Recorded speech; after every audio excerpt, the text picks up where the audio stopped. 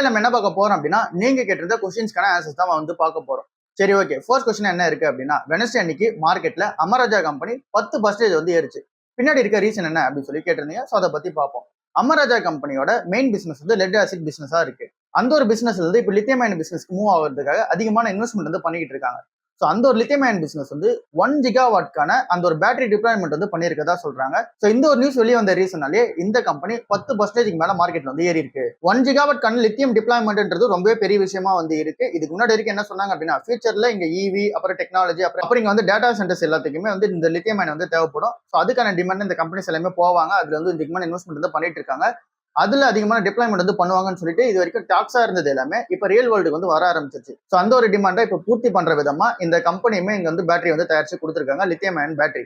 So இதனால இந்த ஒரு கம்பெனிக்கு ஒரு பெரிய பிளஸ் என்ன இருக்கு. மெயினா இந்த கம்பெனி எங்க வந்து இந்த டிப்ளாய்மெண்ட் 1 ஜிகாவாட் வந்து கம்ப்ளீட் பண்ணிருக்காங்க அப்படின்னா, இங்க வந்து இந்த டவர்ஸ் இருக்குல்ல, அங்கதான் வந்து பண்ணி முடிச்சிருக்காங்க. ஸோ இங்க வந்து டவர்ஸ், அப்புறம் அதுக்கான பேக்கப்ஸ், அப்புறம் இங்க வந்து டெலிகாம் சென்டர்ஸ், ஸோ இந்த மாதிரி இடத்துல வந்து பண்ணிருக்காங்க.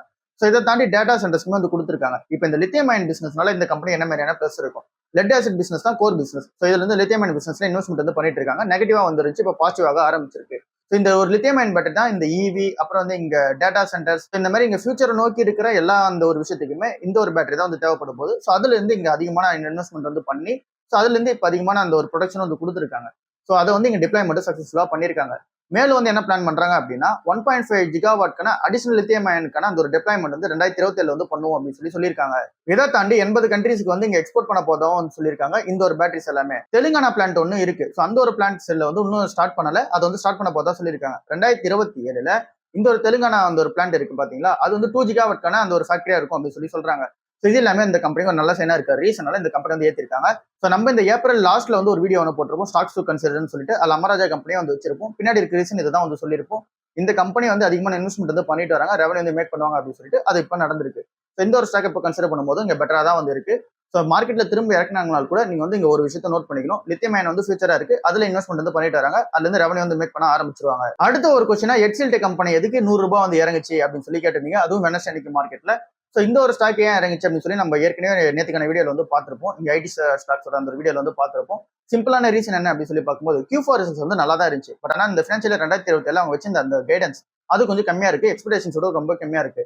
இங்க 6ல இருந்து 8% growth வந்து போவாங்க அப்படின்றது எக்ஸ்பெக்டேஷன்ஸ் இருக்கு மார்க்கெட்ல. அப்புறம் இவங்களுமே அதை தான் வந்து எக்ஸ்பெக்ட் பண்ணாங்க, எக்ஸல்டெக் கம்பெனியுமே.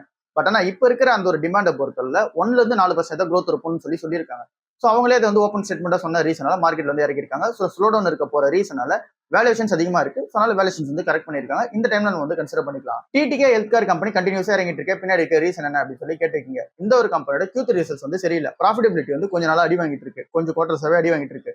ஸோ அந்த ஒரு டிராப் இருக்க ரீசனால இந்த ஒரு கம்பெனி வந்து இறக்கிட்டு வராங்க. ஸோ இந்த ஒரு ஸ்டாக் இப்போ என்ன பண்ணலாம்னு கேட்டீங்க அப்படின்னா, இப்போதைக்கு நான் ஸ்கிப் மோட்ல தான் வந்து வைப்பேன் டிடிகே ஹெல்த் கேர் கம்பெனியை. ஏன் அப்படின்னா அதுவும் ரொம்ப சின்ன கம்பெனி தான். அந்த அளவுக்கு வந்து இங்க ப்ராஃபிட்டபிலிட்டி வந்து மூவ் பண்ணி எடுத்துட்டு போவாங்களான்றது கேள்வியா தான் இருக்கு. அதனால வெயிட் பண்ணி தான் வந்து பார்க்கணும். அடுத்ததாக கல்யாண் ஜுவல்லர்ஸ் கம்பெனி கொஞ்சம் வந்து இறங்கிட்டே இருக்கு. பின்னாடி இருக்க ரீசன் என்ன அப்படின்னு சொல்லி கேட்டிருக்கீங்க. இங்க அக்ஷய திருதிக்கு அப்புறமா இங்க வந்து ஒரு நியூஸ் வந்து வந்தது. கோல்டோட சேல்ஸ் வந்து யூஸ்வலா அக்ஷய திருதி அப்ப அதிகமா வாங்குவாங்க. அந்த டைம்ல ஆக்சுவலா வாங்குறத விட இப்போ வந்து கம்மியா இருக்கு, யூஸ்வல் அமௌண்டோட கம்மியா இருக்கு. அதனால அந்த வால்யூம்ஸ் டிராப் ஆன ரீசனால கல்யாண் ஜுவல்லர்ஸ்க்கு கொஞ்சம் நெகட்டிவா இருக்கு. அதனால அந்த ஒரு ஷேர் வந்து இறங்கி இருக்கு. அதனால இந்த கல்யாண் ஜுவல்லர்ஸ் ஸ்டாக்கை இப்போ கன்சிடர் பண்ணலாம்னு சொல்லி கேட்டிருக்கீங்க. இப்போ தீ காஸ்ட்லியா தான் இருக்கு, 400 ரூபாய்க்கு மேல வந்து இருக்கு. கொஞ்சம் நம்ம வெயிட் பண்ணி தான் பார்க்கணும். அடுத்ததா வேதாந்தா கம்பெனியோட டிமர்ஜர். இது வந்து ஹோல்ட் பண்ணலாமா இல்ல அப்படின்னா இதுக்கப்புறம் முடியா புதுசா பை பண்ணலாமா, ஏன் அப்படின்னா 5% வந்து கிடைக்க போகுது அப்படின்னு சொல்லி நிறைய பேர் கேட்டிருக்கீங்க. ஸோ சிம்பிளான ஆன்சர் நம்ம பார்த்தோம் அப்படின்னா, இந்த கம்பெனி கிட்ட கடன் அதிகமா இருக்கு. $9 பில்லியன் மேல கடன் வந்து வச்சிருக்காங்க. ஃபுல்லாவே டாலர்ல வந்து கடன் வச்சிருக்காங்க. ஸோ இந்த கம்பெனி டெப்ட் ஈக்விட்டி ஏரியாவோட ரேஷன் நீங்க எடுத்து பார்த்தீங்க அப்படின்னாலே தெரியும். ஸோ அந்த ஒரு கம்பெனியோட டெய்லி ஆபரேஷன்ஸ்க்கே மணி வந்து தேவைப்படுது. ஸோ அதனால இந்த ஒரு கம்பெனி கொஞ்சம் ட்ரபிள் தான் வந்து இருக்கு. ஸோ அதனால இந்த ஒரு கம்பெனி வந்து நம்ம கன்சிடர் பண்ண தேவை. ஏற்கனவே வச்சிருக்கவங்க பெட்டர் வேற ஸ்டாக்ஸை பார்க்கறதா தான் வந்து இருக்கு. சரி, ஓகே. இப்போ அந்த டிமர்ஜரை பத்தி பார்ப்போம். இங்க வந்து நீங்க ஒரு ஷேர் வச்சிருக்கீங்க அப்படின்னா 5 ஷேர்ஸா வந்து கிடைக்க போகுது. வேதாந்தா லிமிடெட்ன்ற கம்பெனி அப்படியே வந்து இருக்கும். அது கூட அடிஷனலா வந்து இங்க Vedanta aluminium, Vedanta oil and gas, Vedanta power, Vedanta iron and steel அப்படின்னு சொல்லிட்டு இந்த ஒரு 4 கம்பெனி அடிஷனலா ஆட் ஆகும். ஸோ இந்த ஒரு 4 கம்பெனிஸோட அந்த ஒரு பிரைசிங் என்ன மாதிரி வரும் அப்படின்னு சொல்லி பார்க்கும்போது, வேதாந்தா கம்பெனியோட இப்போ கரண்ட் மார்க்கெட் பிரைஸ் வந்து 750 ரூபாய் இருக்கு. ஒரு வேளை 800 ரூபாய் வரைக்கும் போகுதுன்னு வச்சுக்கலாம். இங்க வந்து ரெக்கார்ட் டேட்டுக்கு முன்னாடி. ஸோ ஃபர்ஸ்ட் ரெக்கார்ட் டேட் வந்து பாத்துருவோம். ரெக்கார்ட் டேட் வந்து மே 1ஆம் தேதி இன்னைக்கு வச்சிருக்காங்க. மே 1 ரெக்கார்ட் டேட் அப்படின்னா நீங்க ஏப்ரல் 29ஆம் தேதி அன்னைக்கு நீங்க ஷேர் வாங்குனீங்க அப்படின்னும் போது 30ஆம் தேதி அன்னைக்கு உங்ககிட்ட ஷேர் வந்து அக்கௌண்ட்ல கிரெடிட் ஆயிடும். ஸோ அதனால நீங்க எலிஜிபிள் வந்து இருப்பீங்க. 30ஆம் தேதியில உங்க அக்கௌண்ட்ல வந்து அந்த ஷேர் இருக்கணும். 1ஆம் தேதி அக்கௌண்ட்ல ஷேர்ல இருந்துச்சு அப்படின்னா நீங்க எலிஜிபிள் ஆக மாட்டீங்க. ஸோ இப்போ அந்த ரெக்கார்ட் டேட்டுக்கு முன்னாடி நாள் வந்து 800 ரூபாய் ஷேர் பிரைஸ் வந்து போகுதுன்னு வச்சுக்கலாம். ஸோ அந்த ஒரு கம்பெனி 5ஆ பிரியும் போது வேதாந்தான்ற மெயின் கம்பெனி 500 ரூபாய்க்கு வந்து லிஸ்ட் ஆகுதுன்னா சான்சஸ் இருக்கு. அது அப்படியே வந்து இருக்கும். மீதி இருக்க 4 கம்பெனிஸ் எப்போ லிஸ்ட் ஆகுன்ற எக்ஸாக்டான டேட் சொல்ல. அப்படி லிஸ்ட் ஆனிச்சு அப்படின்னா கூட இந்த ஒரு மீதி 300 ரூபாய் இருக்குல்ல, அதுல பிரிச்சு ஸ்பிளிட் பண்ணி வந்து இந்த 4 கம்பெனிஸ் வந்து லிஸ்ட் ஆகும். ஸோ வேதாந்தான்றது மெயின் பிசினஸ். அந்த ஒரு கம்பெனி அதிகமான பிரைஸ்ல வந்து அப்படியே தான் இருக்கும். மீதி இருக்க 4 கம்பெனி சின்ன சின்ன பிரைஸ்ல தான் போகும். ஸோ இது வந்து இன்வெஸ்டர்ஸ்க்கு வேல்யூ வந்து அன்லாக் பண்ணுது. எந்த பிசினஸ் யாருக்கு வேணுமோ அந்த பிசினஸ் வந்து இருந்துப்பாங்க. அந்த பிசினஸ் சரியில்லாதவங்க அந்த பிசினஸ் வந்து வெளியே வந்துப்பாங்க. இதுதான் இருக்க ரீசனா வந்து இருக்கு. ஸோ இந்த ஒரு கம்பெனில கடன் அதிகமா இருக்க ரீசனா நம்ம இந்த பக்கம் போகாமலே இருப்போம். அடுத்ததா பிசி ஜுவல்லர்ஸ் கம்பெனி. இந்த கம்பெனியை நம்ம வந்து என்ன பண்ணலாம் அப்படின்னு சொல்லி கேட்டீங்க. இந்த கம்பெனி நம்ம எத்தனை வாட்டி நம்மளோட லிஸ்ட்ல வந்தாலுமே நம்மளோட ஆன்சர் என்னவா இருக்கு அப்படின்னா, இப்போதைக்கு இந்த ஸ்டாக்கை ஸ்கிப் பண்ணி வைக்கிறதா தான் வந்து இருக்கு. பின்னாடி இருக்க ரீசன் என்ன அப்படின்னு சொல்லி பார்க்கும்போது இந்த கம்பெனி ஹைலி வாலடைலா வந்து இருக்கு. இன்னும் அந்த கடன் வந்து கம்மி பண்றேன்னு சொல்றாங்க. கம்மி பண்ணிட்டு தான் வந்துட்டு இருக்காங்க. பட் ஆனா கம்மி அந்த அளவுக்கு வந்து பண்ற மாதிரி தெரியல. ஃபினான்ஷியலா 2026 ஃபுல்லா வந்து முடிச்சிரும்னு சொன்னாங்க டெப்ட். பட் ஆனா அந்த அளவுக்கு வந்து முடிக்கல. அதனால இந்த கம்பெனி திரும்ப எக்ஸ்டென்ஷன் பண்ணி அந்த ஒரு டேட் சொல்லணும்ல, எப்போ முடிக்கும்னு சொல்லிட்டு அது ஒன்றும் சொல்ல ஆரம்பிக்கல. ஸோ இந்த ஒரு கம்பெனி நெகட்டிவான விஷயங்கள் நிறைய வந்திருக்கு. அதனால நம்ம வெயிட் பண்ணி பார்க்கறதே பெட்டரா இருக்கு. கூபிட் ஷேர் இந்த டைம்ல என்ன பண்ணலாம் அப்படின்னு சொல்லி கேட்டீங்க. காஸ்ட்லியா வந்திருக்கு. அதை ஸ்கிப் பண்ணி வைக்கிறதே பெட்டரா இருக்கு. கேம்ஸ் கம்பெனியை பத்தி கேட்டுறீங்க. இந்த ஒரு கேம்ஸ் கம்பெனியை பொறுத்தல இண்டஸ்ட்ரியல் ஆவரேஜா வந்து பார்த்தோம் அப்படின்னா இந்த கேம்ஸ் கம்பெனி இருக்குல்ல, அந்த ஒரு இண்டஸ்ட்ரி ஆவரேஜா பார்க்கும்போது 48 வந்து இருக்கு. இந்த கம்பெனி 42 வந்து ட்ரேட் ஆயிட்டு இருக்கு. ஸோ இந்த ஒரு கம்பெனி இப்போ கன்சிடர் பண்ற மாதிரி தான் தெரியும். பட் ஆனால் இந்த ஒரு கம்பெனி ஆவரேஜாவே 44 பிரைசிங்ஸ்ல தான் வந்து இருக்கும்.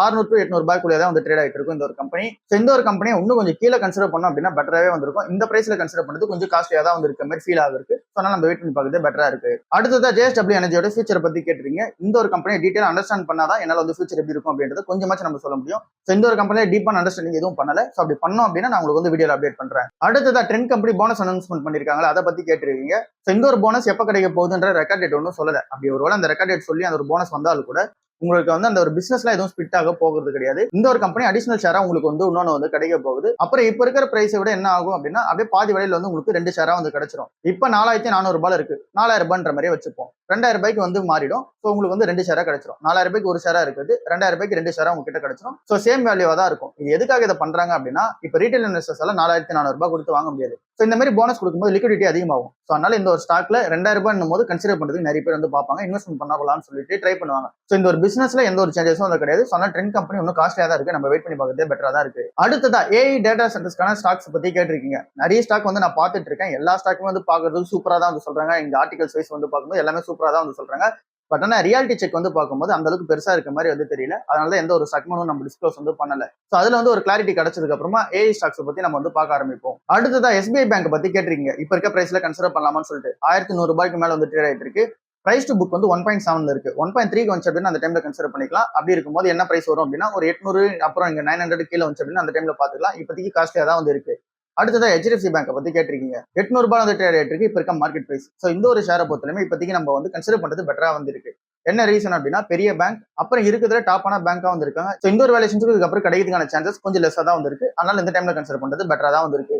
800 to 850 வரைக்கும் நம்ம வந்து கன்சிடர் பண்ற ஸ்டேஜ்ல வந்து வச்சுக்கலாம். அது கீழே இருந்துச்சாலும் நம்ம வந்து தாராளமா கன்சிடர் பண்ணிக்கலாம் HDFC பேங்க்.